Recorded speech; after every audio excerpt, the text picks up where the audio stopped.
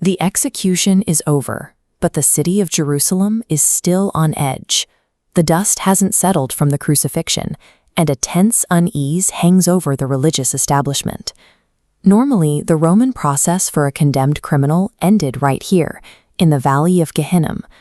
Gehenna was a literal burning garbage dump on the south side of the city, a place synonymous with hell, where the executed were discarded. As a fascinating side note, if you look at the hill overlooking this ancient valley of hell today, you'll find the United Nations headquarters, a building representing all the world sitting directly above the historical dumping ground. But Jesus avoided the fires of Gehenna. A wealthy disciple named Joseph of Arimathea requested his body, wrapped it in a linen shroud, and secured it inside a brand new tomb cut directly into solid rock. This single deviation from standard Roman execution protocol, moving from a chaotic public fire to a secure, sealed room, provided the physical setting necessary to track exactly what happened over the next 72 hours. The religious leaders were terrified. They remembered a highly specific detail that Jesus had preached publicly. He claimed he would rise from the dead after exactly 3 days. They went to the Roman governor, Pilate, and referred to Jesus using the Greek word planos. A planos is an impostor, a fraud, or a false teacher who deliberately seduces people and leads them astray. To stop his disciples from stealing the body and faking a resurrection, these leaders demanded that Pilate seal the heavy stone entrance and post a specialized military guard outside the tomb. Which brings up a central question.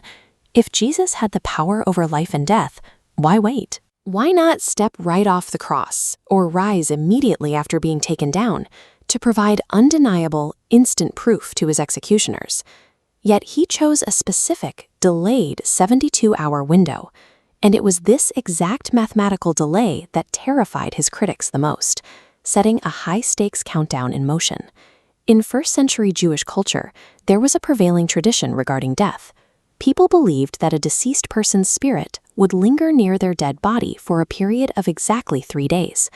Once that 3-day window closed, the spirit was believed to permanently depart. At that point, any cultural hope of resuscitation was gone, and the brutal, irreversible reality of human biology took over. In the heat of the Middle East, 3 days is enough time for severe biological decomposition to begin, resulting in the unmistakable, undeniable odor of a decaying body. If Jesus had risen on day 1 or day 2, his enemies had a built-in argument. They could easily claim he had simply passed out from the pain, that he swooned, never truly died, and woke up in the cool air of the tomb.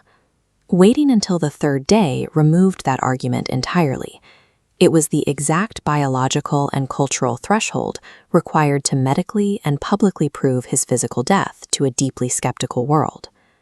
Proving physical death was only half the equation. The timeline also had to fit perfectly within a centuries-old prophetic blueprint found in the Old Testament. For instance, Psalm 16 verse 10 required that God would not abandon his Holy One to the grave, nor let him see physical corruption. At the same time, Isaiah 53 stated this condemned man, executed alongside the wicked, must make his grave with a rich man. The 72-hour window sits at the exact intersection of these two ancient requirements. It allowed enough time to secure a tomb from a man of wealth, yet concluded before the onset of the physical corruption forbidden by the psalm.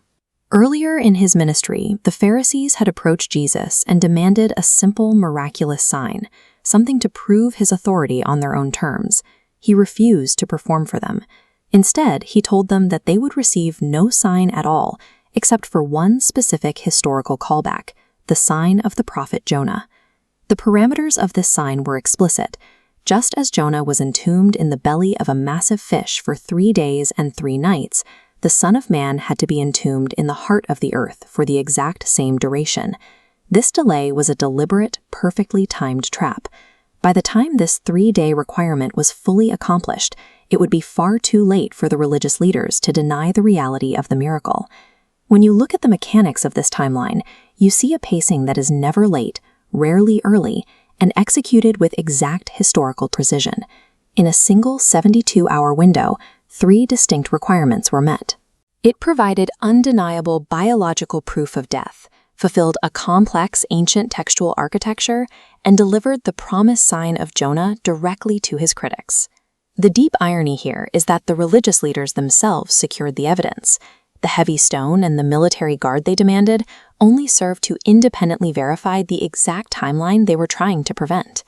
The biological reality of those 72 hours neutralizes the theory of a temporary swoon, while the historical timeline aligns with the ancient prophetic texts. We are left with a set of evidence that directly supports the specific claim made by Jesus himself. So, looking at the sheer weight of this 3-day evidence, you are left to make a choice. Was he merely a planisnos, an impostor who led people astray, or is he exactly who he claimed to be?